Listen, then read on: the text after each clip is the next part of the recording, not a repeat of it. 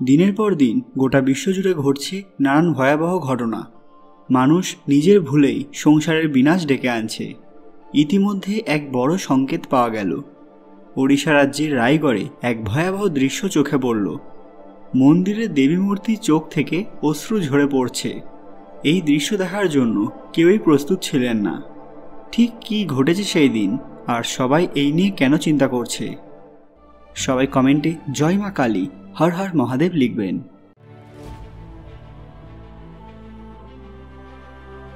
সকলকে পুরাণ কথা নতুন একটি ভিডিওতে স্বাগত। আজকে আপনারা জানবেন উড়িষ্যার আরও এক ভয়াবহ ঘটনা।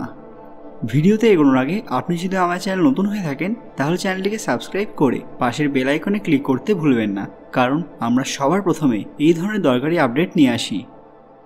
দক্ষিণ ওড়িশার রায়গড় জেলার এক প্রসিদ্ধ মন্দিরে ঘটল ওই অলৌকিক ঘটনা। কোলনাড়া ব্লকের পাইকাপাড়ায় অবস্থিত একটি প্রাচীন শক্তিপীঠ মা দক্ষিণাকালী মন্দিরে এমনই এক দৃশ্য দেখা গিয়েছে, যা শুরু হয়েছে গত সংক্রান্তি থেকে। এমনকি বিগ্রহকে যে পোশাকগুলো পরানো হচ্ছে সেগুলোও ভিজে যাচ্ছে, যে কারণে মন্দিরের পুরোহিত তো বটেই, মন্দিরের ম্যানেজিং কমিটি সদস্যসহ গ্রামবাসীরাও চিন্তায় পড়ে গিয়েছেন। এই দৃশ্য দেখে সবাই উদ্বেগ উৎকণ্ঠায় বিভোর হয়ে উঠেছেন। জানা যায় যে শেষ সংক্রান্তির দিনে যখন মন্দিরের দরজা খুব ভোরে খোলা হয়েছিল, সেই সময় মন্দিরের পুরোহিত প্রথমে পাতালেশ্বরের পুজো করেছিলেন। এই মন্দিরে ভগবান শিবের নাম পাতালেশ্বর।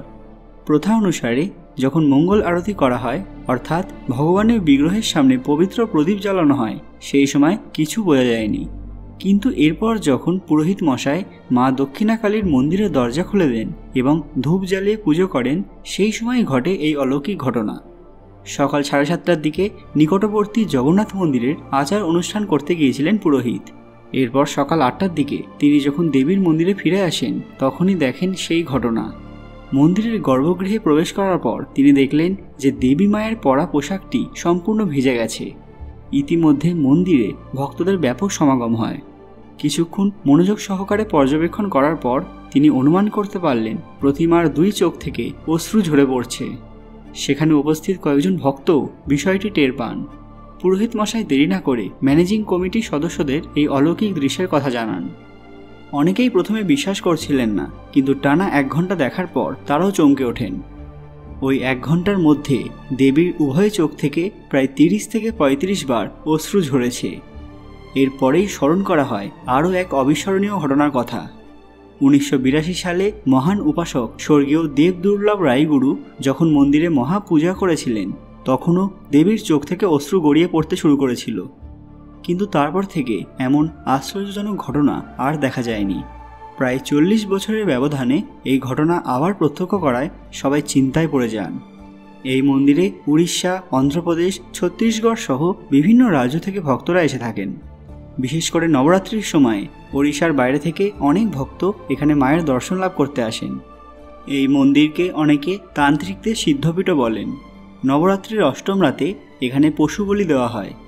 তার আগে এক বিচিত্র অনুষ্ঠানও করা হয়, যেখানে একটি বিশেষ মালা প্রথমে ভগবান শিবের মাথায় স্থাপন করা হয়।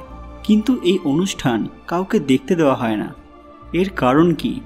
অনেক ভক্ত মনে করেন যে দেবী মা নিজে এসে তার মাথা থেকে পবিত্র মালা বের করেন এবং পুরোহিতকে প্রদান করেন। শুধু ভারতে নয়, এই পৃথিবীতে খুব কম মন্দির আছে যেখানে স্বয়ং ভগবান শিব এবং দেবী দক্ষিণাকালী উভয়ই একসাথে পূজিত হন।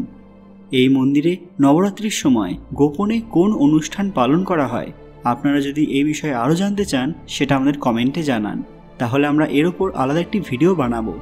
এটা নিয়ে ইন্টারনেটে খুব বেশি তথ্য পাবেন না। সবাই কমেন্টে জয় মা কালী, হর হর মহাদেব লিখবেন। সবচেয়ে বড় কথা, দেবী বিগ্রহের চোখে জল পড়ার কারণ কি? এটা আসলে কিসের সংকেত? সবাই বিপদের আশঙ্কা করছেন। আজকের ভিডিওটি যদি ভালো লেগে থাকে তাহলে অবশ্যই লাইক করবেন এবং তার থেকেও বেশি শেয়ার করবেন। খুব তাড়াতাড়ি ফিরে আসবো নতুন একটি দরকারি ভিডিও নিয়ে। আরও এরকম অজানা তথ্য পেতে পুরাণ কথা অফিসিয়াল চ্যানেলটি মনে করে সাবস্ক্রাইব করে রাখুন। দেখা হচ্ছে পরবর্তী ভিডিওতে। ধন্যবাদ।